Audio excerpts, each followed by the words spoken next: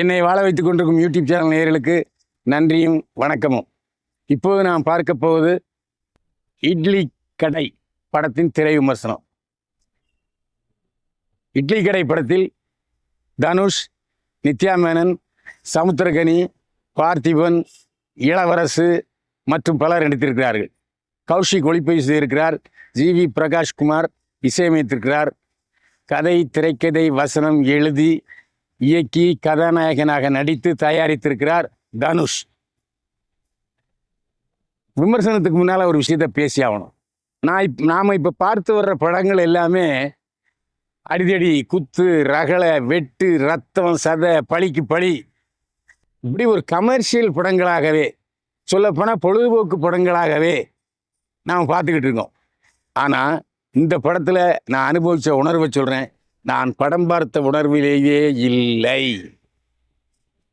இந்த படத்தை பார்க்கும்போது அப்படியே எங்கள் அப்பா ஞாபகம் வந்துச்சு, குலதெய்வ கோயில் ஞாபகம் வந்துச்சு, எங்கள் கிராமம் வந்துச்சு, எங்கள் கிராமத்தில் இட்லி கடை வச்சுருந்த ஒரு நினப்பு வந்துச்சு. அப்படியே மனசை போட்டு பிசைஞ்சிக்கிட்டே இருக்குது. இப்போ நான் பேசுகிறதெல்லாம் என்னுடைய மனசாட்சியின் குரல். இப்போ வர்ற படத்தில் எதிலையாவது சாமி கும்பிடுன்னு சொல்கிறாங்களா? இல்லை. குலதெய்வ சாமியை காமிச்சிருக்காங்களா? இல்லை. முதல் தடவையாக குலதெய்வத்தினுடைய மகிமையை, புகழை பேசுகிற படம் இட்லி கடை.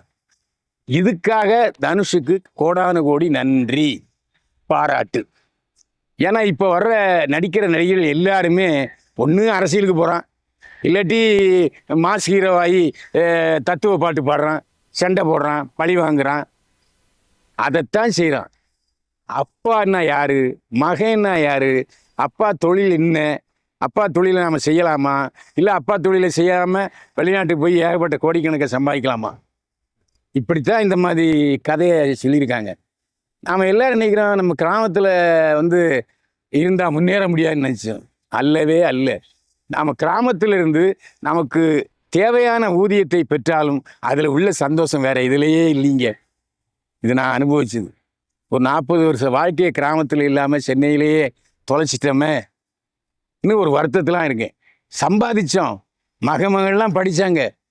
ஆனால் நான் அந்த கிராமத்து வாசத்தை வருஷத்து 2 கடை போய் நான் பார்த்துட்டு வரேன் தவிர மற்றபடி இல்லை. அதில் இந்த படத்தில் ராஜ்கிரண் இட்லி கடை வச்சுருக்காரு. அவருடைய மனைவி பாலச்சந்தருடைய மகள், கே பாலச்சந்தர் மகள், பிரமாதமாக நடிச்சிருக்காரு. ராஜ்கிரண் இட்லி கடை நடத்துறாரு. இட்லி கடையில் அவங்க உதவியாக இருக்காங்க. கிராமத்தில் வாழ்கிறாங்க. ஒரு ஓட்டு வீடு தான். 3:30 மணி காலையில் எந்திரிச்சு புறப்படுறாரு ராஜ்கிரண். 3:30 மணிக்கு போய் காலையில் 8 மணிக்கு எல்லாருக்கும் இட்லி கொடுக்குறாரு. அந்த மாவட்டத்திலே பெரிய வசூலை பெறுகிற கடை இட்லி கடை ராஜ்கிரண் கடை தான். இட்லி கடை சிவான்னு சொல்ல எல்லாருக்குமே தெரியும். பையனை படிக்க வைக்கிறாரு. பையன் படிச்சிடுறாரு. படித்து முடிஞ்ச பிறகு தனுஷ் என்ன சொல்கிறாரு, நான் வெளிநாட்டுக்கு போய் சம்பாதிக்கிறேன்ப்பா, அதாவது வெளியே போய் இந்த ஒரு 10 இட்லி கடை வெளியூரில் திறப்போம் அப்படின்னு சொல்கிறாரு. அதுக்கு ராஜகிரண் சொல்கிறாரு, நான் மாவாட்டி இட்லி சுட்டாதான் இட்லி, மற்ற இடத்துலலாம் நான் சமைக்க முடியுமா, எனக்கு இந்த கடை போதும்ப்பா, நீ வேணா வையுங்கிறாரு. அதே மாதிரி மிஷின் வருது, மாவாட்டுற மிஷின், அதை கூட வச்சுக்க மாட்டார். அதை சாப்பிட்டு பார்த்துட்டு ஐயே அது டேஸ்ட்டே இல்லையங்கிறாரு. எவ்வளவு ஒரு இயல்பான அப்பா, இயல்பான இட்லி கடைக்காரர். அதை ராஜகிரண் வாழ்ந்திருக்காரு. அதேமாரி அவருடைய அந்த பேச்சு இருக்குது பார்த்தீங்களா, எல்லா அப்பாக்களும் மகன்கிட்ட பேசுகிற பேச்சு. மகன் பெரியவனாயிட்டான், மகன் அதிகமாக சம்பாதிக்கணும்னு கிராமத்தை விட்டு பொண்ணு நினைக்கிறான். முதல்ல மறுக்கிறாரு. அப்புறம் போயிட்டு ஐயா, நீ விரும்பிட்ட, சந்தோஷமாக போயிட்டு ஐயா என்ன சொல்கிறாரு. அதெல்லாம் அப்படியே மனசை அப்படியே உருக வைக்குதுங்க. அதில் தனுஷ் ஒவ்வொரு வயசுக்கு ஏற்றாற் போல் அவருடைய பாடி லாங்குவேஜை மாற்றுறாரு. பல காட்சிகளில் தனுஷ் வசனம் பேசாமல் அப்படியே பாவனைகளாலேயே பேசுகிறாரு. இது ஒரு புதிய முயற்சி. அதில் வெற்றி அடைஞ்சிருக்காரு. நிச்சயமாக சொல்கிறேன், எழுதி வச்சுக்கோங்க. இந்த படத்துக்கு தமிழக அரசின் சிறந்த நடிகர் விருது தனுஷுக்கு கிடைக்கும். அதேமாதிரி இந்திய அரசின் மிகச்சிறந்த நடிகர் விருது தனுஷ் கிடைக்கும். அப்படி கொடுக்கலன்னா அந்த விருது வேஸ்ட்டுன்னு அர்த்தம் அப்படின்னு. அவ்வளோ அருமையான இயல்பான நடிப்பு தனுஷ் நடிப்பு. அதே மாதிரி அந்த வெளிநாட்டில் உள்ள சத்யராஜுடைய மகளையும் மனசில் இடம் போடுறாரு. இங்கே கயல்ங்கிற பாத்திரத்தில் எடுத்திருக்க நித்யா மேனனையும் இடம் போடுறாரு. இயல்பான காதல் என்பது என்னது? இப்போ பெரிய பணக்காரன் வீட்டுக்கு மாப்பிள்ளையா போனால் வீட்டு மாப்பிள்ளையாக தான் போகணும். அங்கே சத்யராஜுடைய பையன் அருண் விஜய் ஏன்ப்பா இவனை போய் நம்ம வேலைக்காரனை போய் தேர்ந்தெடுக்கிறீங்காரு. ஆனால் தங்கை அருண் விஜயோடைய தங்கை ஷாலினி பாண்டே என்ன சொல்லுவார், நான் இவன் தனுஷை தான் கட்டிப்பேங்கிறாரு. பெரிய அளவில் பிரம்மாண்டமாக ஏற்பாடு பண்ணுறாரு கல்யாண விழாவை பாங்காக்கில். எல்லா உலகத்தில் உள்ள பணக்காரெல்லாம் வரப்போகிறான்.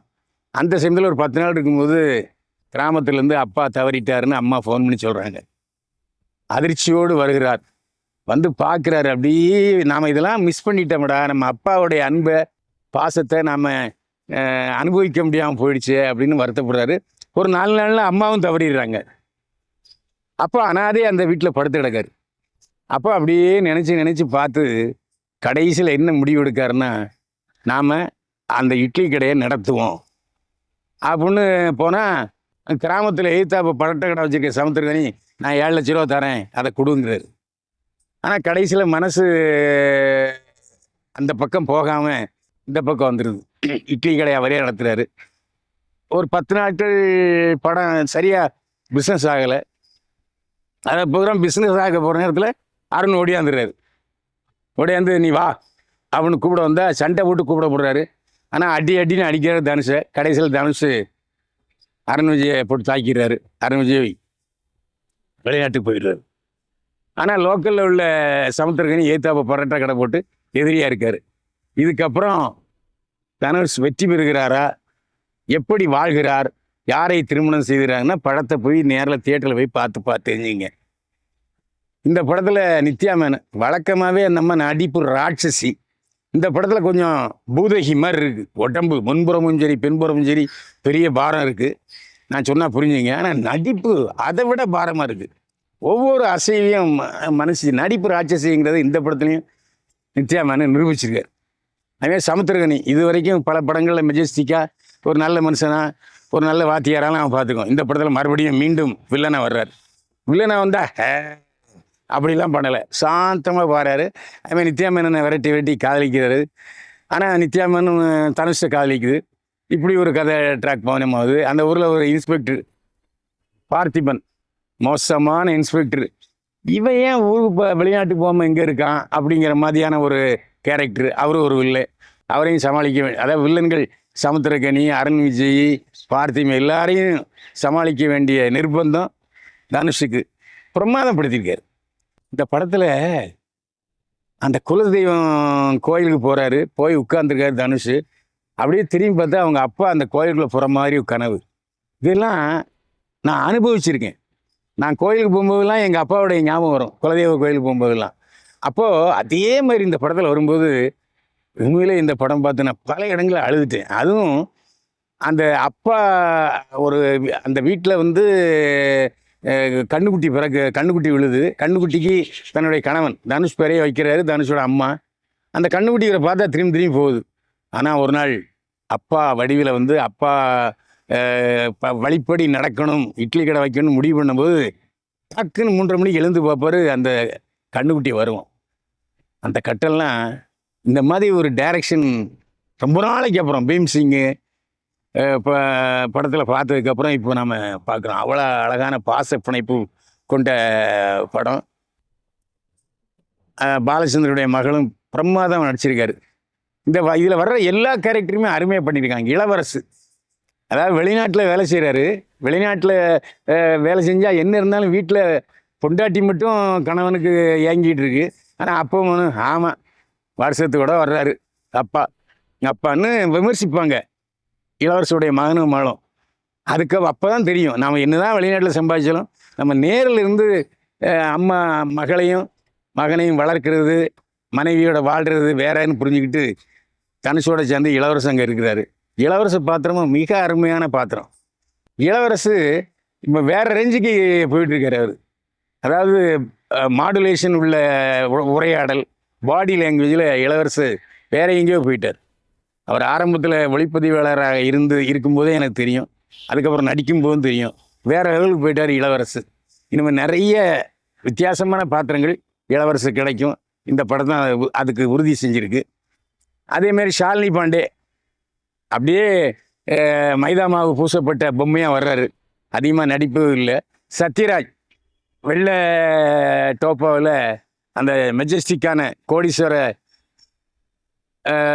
வியாபாரியாக வர்றாரு பாங்காக்கில். அவருடைய மகன் அருண் விஜய். கோடீஸ்வரருடைய மகன்லாம் அங்கே லூசு மேதான் இருப்பானுங்க, இந்த பணத்துமுறை இருக்கலாம். அதே மாதிரி இப்போ அருண் விஜய் இந்த படத்தில் அருண் விஜய் பல படங்களில் கதாநாயகன் நடித்தாலும் இந்த படத்தில் அவருடைய தனித்திறமையை காட்டியிருக்கிறார் அருண் விஜய். அதாவது எந்த பாத்திரம் இருந்தாலும் அந்த பாத்திரத்தில் பாத்திரமாக மாறி பரிமளித்தால்தான் அவன் நடிகன். அந்த அளவுக்கு வெற்றி பெற்றிருக்கிறார் அருண் விஜய். இந்த படத்தில் எல்லா கேரக்டருமே ஒரு உயிரோட்டமான கேரக்டராக, அது வந்து கதைக்கு தேவையா அதை நீக்கி பார்க்க முடியாதுங்கிற அளவுக்கு இயக்குனர் விஜய் தனுஷ் செயல்பட்டிருக்கார். இயக்குனர் தனுஷ் நம்பர் 1 இயக்குனராக பரிமளித்திருக்கிறார். அதை விட சொல்லணும், நான் சொன்னேன்ல, தனுஷ் மிக அருமையான நடிகனாக பரிமளித்திருக்கிறார். கௌஷிக் ஒளிப்பதிவு செய்திருக்கிறார். பிரமாதமான ஒளிப்பதிவு. அங்கே பாங்காக்கில் பிரம்மாண்டமான வீடு, அப்புறம் அந்த லானு, இதெல்லாம் அழகாக மெய்ப்படுத்தி அழகாக காமிச்சிருக்காரு. அதுமாதிரி இட்லி கடையும் மிக அழகாக காட்டியிருக்கிறார். அந்த கிராமம் தேனி, இந்த தேனி கோயிலெல்லாம், நான்லாம் தேனி கோயிலுக்கு போயிருக்கேன். அது மறுபடியும் எனக்கு ஞாபகம் ஊட்டி பிரமிப்பு ஊட்டி இருக்கிறார் கௌஷிக். அதே மாதிரி ஜிவி பிரகாஷ்குமார் இசை அமைத்திருக்கிறார். அதில் ஒரு மாண்டேஜ் சாங்ஸ் இருக்குது. மாண்டேஜ் சாங்கில் அப்படியே உருக வைத்து விடுகிறார் ஜிவி பிரகாஷ்குமார். பின்னணி இசையும் ரொம்ப ஸ்கோர் பண்ணியிருக்காரு ஜிவி பிரகாஷ்குமார். இயக்குனர் தனுஷ். இதில் வந்து நம்ம பதில் சொல்ல முடியாமல் திணறக்கூடிய கேள்வின்னா, நடிப்பில் தனுஷ் முன்னணி வைக்கிறாரா, இயக்குனராக தனுஷ் நமக்கு தெரிகிறாரான்னு பார்த்தா, இயக்குனர் தனுஷும் நம்மை கவர்கிறார், நடிகர் தனுஷும் நம்மை கவர்கிறார். இந்த படத்தில் இப்போ சமீபத்தில் பார்த்த படங்களில் குலதெய்வ ஞாபகம் வர்ற படம் ஒரே படம் இதாயா. நிறைய படம் வேற மாதிரி இருந்தாலும் குலதெய்வ கோயிலுக்கு ஒவ்வொருத்தரும் போகணும், அப்போ தான் ஒரு மகிழ்ச்சி வரும், வாழ்க்கைன்னா என்னென்னு புரியுங்கிறத சொல்லியிருக்காரு தனுஷ். எனவே இந்த படம் வந்து குலதெய்வ வழிபாடையும் கொடிபிடித்து உயர்த்தி இருக்கிறது. எனவே அதற்காகவும் பாராட்ட வேண்டும். எவ்வளவு தான் நீ என்ன சொன்னாலும் சரி, பக்தி உண்டு, ஆன்மீகம் உண்டு, கடவுள் மரிய குலதெய்வ வழிபாடு தான் நம்மளை வாழ வைக்குங்கிற சொல்லியிருக்கார் தனுஷ். அதுக்கு தனுஷுக்கு பாராட்டு. இந்த படத்தை பொறுத்த வரைக்கும் குடும்பம், பாசம், குலதெய்வம், தொழில், அதாவது நம்ம மண் வாசனை, இது எல்லாத்தையும் கொடுத்துருக்காரு தனுஷ். கண்டிப்பாக தியேட்டரில் போய் குடும்பத்தோடு பார்க்க வேண்டும். ஆபாசம், ரெட்டை அர்த்தம், அந்த குலுக்கல் டான்ஸு, இது எதுவுமே இல்லாமல் ஒரு பழைய பீம்சிங் பாசமலர் படம் பார்த்த மாதிரி இருக்குது படம். பாசமலர் இந்த பக்கம், கரகாட்டக்காரன் இந்த பக்கம், 2 படத்தையும் பார்த்த மாதிரி இருக்குது. ஒரு கிராமத்து உணர்வை நம்ம உடலில் கலக்க செய்து விட்டார் தனுஷ். கண்டிப்பாக தியேட்டரில் போய் பாருங்கள். பார்த்துட்டு உங்கள் அனுபவத்தை கமெண்ட் பாக்ஸில் போடுங்க. மீண்டும் சந்திப்போம்.